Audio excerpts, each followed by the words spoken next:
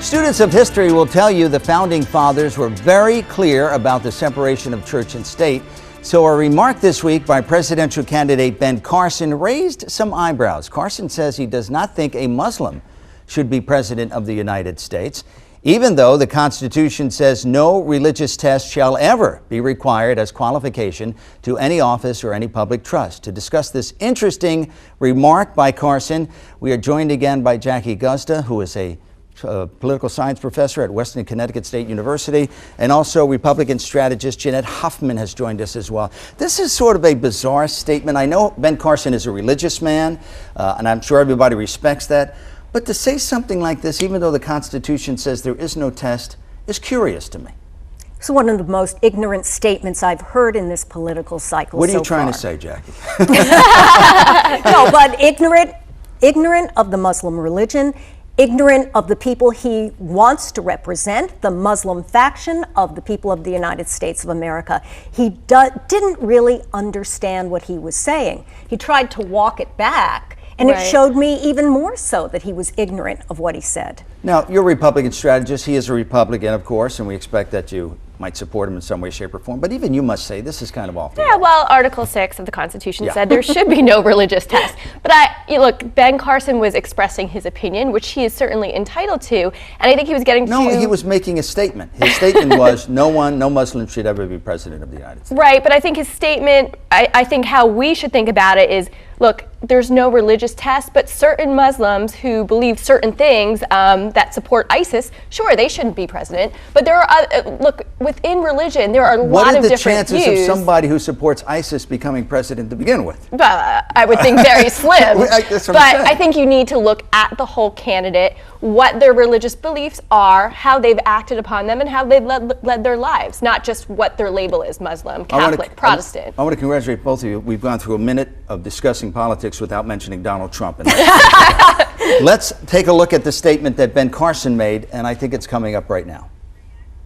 I'm sorry, this is the reaction. You judge candidates for president not on their religion, not on the color of their skin, but on their ideas, on what they stand for. That's what democracy is supposed to be about. So I was very disappointed in Dr. Carson's statement, and I disagree with him. The Constitution specifies there shall be no religious test for public office, and I'm a constitutionalist. I think this shows that Dr. Carson's not ready to be commander-in-chief. America is an idea not owned by a particular religion, race, or anything else. Out of many comes one. Now, how did we get to this point is the question I'm asking. It used to be where politicians ran.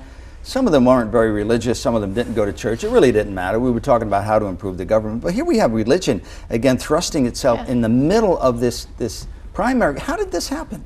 Well, it's all Jeanette's fault. Oh, okay, there you go. Well, I mean, Frank, the unrest in the Middle East is such a huge topic, and how, the next president would deal with ISIS and would deal with terrorists. So I think that's kind of how it came up. I mean, I think this primary is just one of the craziest and most unpredictable of any that we've seen in years. And I think when we said we didn't talk about Donald Trump, if you listen to Donald Trump's response, he said something flippant of saying, well, I think some might say we already have a Muslim president, which was a shot at Barack Obama. So I think this is really kind of a very no holds bar kind of primary, and every issue is on the table. Jackie, when we talk about where religion, I remember not many years ago where JFK ran for president. Yes, people were concerned he was a Catholic, that he was going to take direction from the Pope. Right. Now here we have a situation 50 years later, which is not a long period of time, but it's significant, where you almost have to be a religious person to run. Well, look, we have, and I'm being flippant about this, that it is your fault, but I see it as the Republican Party who has gone so far to the right. You have to agree with me on that. It depends. It depends on the kind of Republicans you're looking at. Some of the Republicans in Congress, I would agree, are more moderate. But some of the Republicans running for president right now, and I would point to Jeb Bush and Marco Rubio, they're more middle of the road. And middle of the road. However, when it comes to the issue of religiousness, they're making the sign of the cross every 2 seconds. Right. That has become something that the value voters want. Right. I'm a Christian, and it mostly is Christian. And it's this polarization that we've gotten. You've got people who are like, Muslims are bad, no matter what. Right. Of the millions of Muslims that live in the United States who do all kinds of jobs and have various levels of religiousness, they just clump them into one group and associate it with the unrest in the Middle East, that these are bad people who are out to get us. We've heard that rhetoric time and time again. Well, my question for Jeanette, which is a curious one, I'm sure, is, you know, we have governments in the world in which the religious aspect of it rules over the day-to-day operations of it, and Iran is one of them, just picking one randomly. Right.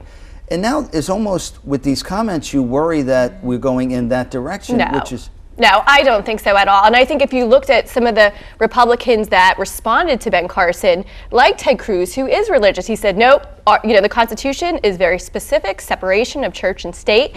I think while a lot of candidates have religious convictions, I think it is very clear, and the majority of Republican candidates running for president have said that, there is no religious test. There's a definitive separation between church and state. Well, did Dr. Ben Carson shoot himself in the foot? I don't think it was one of the smartest things he's ever said. Did he shoot himself in the foot? You know what? His poll numbers are still pretty high up there, so I don't think he really did much damage. I think he said a lot of controversial things that I would take issue with, especially as a doctor when he questioned about his question about vaccines and causing autism. I mean, he should have refuted that right off the bat. So, as a candidate, I think Ben Carson has said a lot of questionable things that I wouldn't agree with. Yeah. And does it really matter, Jackie, to the voter, Republican, Democrat, how religious one person is? Donald Trump has quoted the Bible. I think they went back and there's no such quote. I'm not making any evaluation of him, but I don't think he's reading the Bible every morning when he gets up. Well, because he's not in the Bible, so why would you read it? Yeah, right. But I mean, does it really matter to the American voter? They're worried about jobs, they're worried about the economy, they're worried about everything else. To the moderate voter, of course, and to voters who go onto other sides of the polarization. However, there's a very strong religious voting bloc in the United States, and those candidates, I think, want to take advantage of that voting bloc. And I think the religious right in the South, in the Republican Party, is important to that base. But and that's a lot of voters. But I think when you get to the more general election, you're going to see more middle of the road positions and more centrist candidates. All right, we got 1 minute left, so let's talk briefly about the presidential race, which we've discussed. I'll handle the Republicans with you, Jackie, the Democrats. Is it shaking out exactly as you thought it would, or do we have a surprise? No. Do we have a surprise? This is the most unpredictable Republican primary so far. in years and ever. And I'll say this about Donald Trump. He has made this race interesting. The ratings from the Fox debate and the CNN debate are through Well, how much the of that is roof. an entertainment Well, aspect that's of what it? I'm saying. I mean, whether or not he's a serious candidate and will go very far in this race, I don't know. I mean, personally, I would be very concerned if he were our next president. But he has got people paying attention to this Republican Let me stop primary. you there. We have about 20 seconds. Hillary Clinton's still in. Joe Biden might get in there. Barry Sanders is surging. Yes.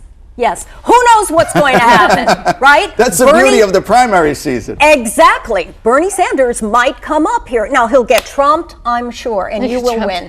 I hope we don't get trumped. Yes. Just the three of us is what I'm saying. When we come back, U.S. stocks continue to slump. Congress votes last minute to avert a government shutdown. I'm sure you heard about that. And the September U.S. jobs numbers this week disappoint. A closer look at what it all means when we return.